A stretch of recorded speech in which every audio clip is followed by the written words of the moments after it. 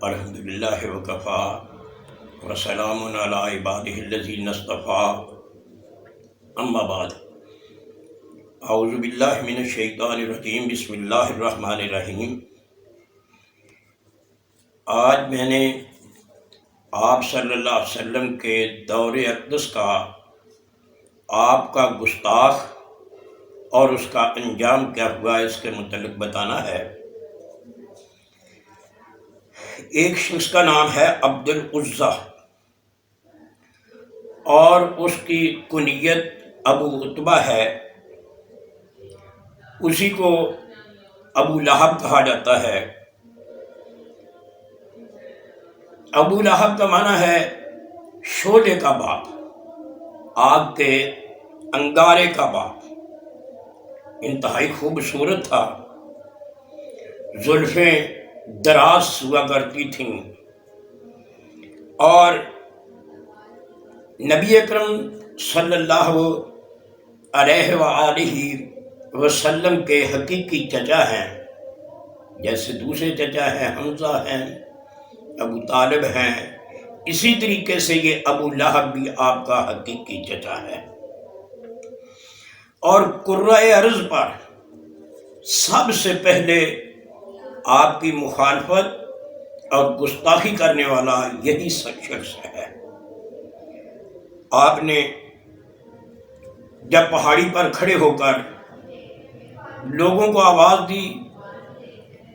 کہ لوگوں آؤ، میں تجھے ایک اہم بات بتانے والا ہوں، یا صباح یا صباح کے الفاظ بولے آپ نے، لوگ اکٹھے ہوئے تو اللہ کے نبی صلی اللہ علیہ وآلہ وسلم نے یہ ارشاد فرمایا کہ اگر اس پہاڑی کے پیچھے میں آپ سے کہوں کہ لشکر آ رہا ہے، میں پہاڑی کے اوپر کھڑا ہوں، تم نیچے ہو، جو کہ ان قریب تم پر حملہ آور ہو جائے گا، تو کیا تم میری بات پر یقین کر لو گے؟ جتنے بھی حاضرین تھے انہوں نے سب نے یہی کہا کہ ہاں، ہم نے آپ کو امین اور صدیق پایا ہے، ہم آپ کی بات پر یقین کریں گے۔ تو آپ صلی اللہ علیہ وسلم نے ارشاد فرمایا، قولوا لا الہ الا اللہ،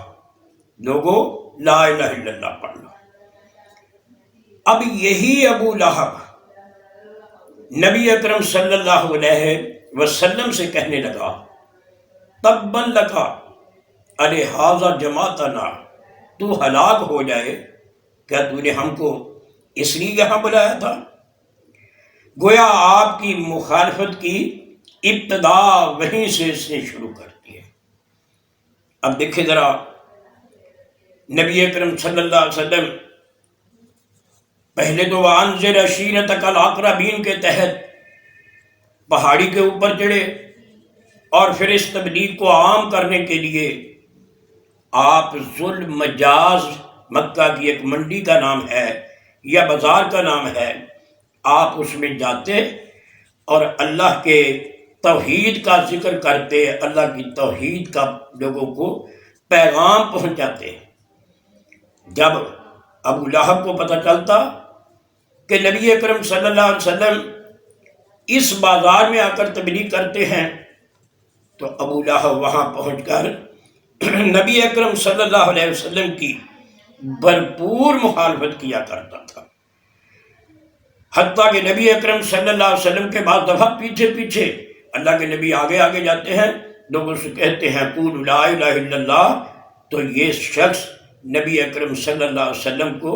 نازیبا الفاظ کہہ کر لوگوں سے کہتا کہ اس کی بات نہ مانو، آخر بتیجا تو میرا ہی ہے نا۔ یہ نبی اکرم صلی اللہ علیہ وسلم کی مخالفت کرتا۔ آپ کا بیٹا فوت ہوا تو یہ مکہ میں، حالاں یہ آپ کا حقیقی چچا تھا، اس کو دکھ ہونا چاہیے تھا، اس کی بیوی اور یہ خود لوگوں سے کہتا پھر رہا ہے کہ دیکھو محمد کا نام کون لے گا، کوئی بھی اس کا نام نہیں لے گا، اس کا بیٹا جو تھا وہ فوت ہو گیا ہے۔ پھر اللہ کی ذات نے دیکھے کیا اصل میں نبی اکرم صلی اللہ علیہ وسلم کے ساتھ اس کی مخالفت کی وجہ کیا ہے، کہ ایک دفعہ کا واقعہ ہے، فتح الباری میں ہے کہ یہ شخص ابو لہب اور ابو لہب کا دوسرا بھائی ابو طالب یہ آپس میں کسی بات پر جھگڑ پڑے، گتھم گتھا ہوئے۔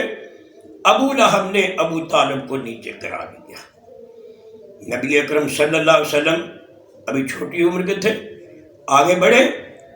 اور ابو طالب کو اس کی گرفت سے آزاد کرایا، پکڑ کر ایک طرف کیا اور اس کو ایک طرف کر دیا۔ کہنے لگا دیکھیں ہم کلا ہونا اموں کا، ہم دونوں ہی آپ کے چچا ہیں،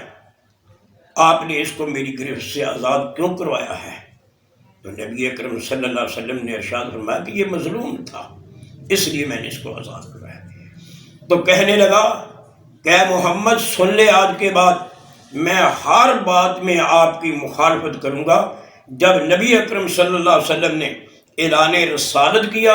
تو پھر سب سے پہلے اسی نے نبی اکرم صلی اللہ علیہ وسلم کی مخالفت میں تبت یدا کے لفظ بولے تھے۔ پھر اللہ کی ذات نے اس کو ایسا ذلیل اور رسوا کیا کہ چیچک کی بیماری سے مرا ہے، اور پھر مرنے کے بعد کیفیت یہ ہے کہ اس کے اپنے بیٹے بھی اس کو پکڑ کر زمین میں دفن کرنے کے لیے تیار نہیں ہیں۔ اور پھر کیا ہوتا ہے، اس کے گندے جسم کو حبشیوں سے، ان کی اولاد نے حبشیوں کو کہہ کر، سوڈانی حبشی ہیں جن کو کہہ کر اس کو بانسوں کے ساتھ انہوں نے پکڑا اور ایک گڑھے کے اندر پھینک دیا اور اوپر پتھر اس کے پھینک دیے۔ یہ ہے اس کا انجام۔ اور گویا اللہ کی ذات نے اسی آدمی کے سلسلہ میں اس کی زندگی میں ہی یہ صورت نازل کی، تبت یدا ابی لہب وتب ما اغنی عنہ مالہ وما کسب۔ ایک میرے نبی کا یہ مخالف ہے، گستاخ ہے، اس کے دونوں ہاتھ ٹوٹ گئے، ہلاک ہو گیا، برباد، اس کا تو اب مال کمایا ہوا بھی اس کے کام نہیں آیا ہے، اور میں نے اس کو ایسا ذلیل اور رسوا کر دیا ہے کہ مرنے کے بعد بھی اس کو دفن کرنے کے لیے کوئی تیار نہیں ہے۔ اللہ تعالیٰ کی ذات سے دعا ہے کہ اللہ اپنے پیارے پیغمبر صلی اللہ علیہ وآلہ وسلم کے گستاخوں کو معاف نہ کرے، اور جو نبی اکرم صلی اللہ علیہ وآلہ وسلم کی ذات اقدس کے عزت احترام کرنے والے لوگ ہیں، اللہ ان کو اور زیادہ توفیق دے کہ وہ نبی اکرم صلی اللہ علیہ وسلم کے عزت احترام اور آپ سے محبت پیار کریں گی۔ وما علینا الا البلاغ المبین۔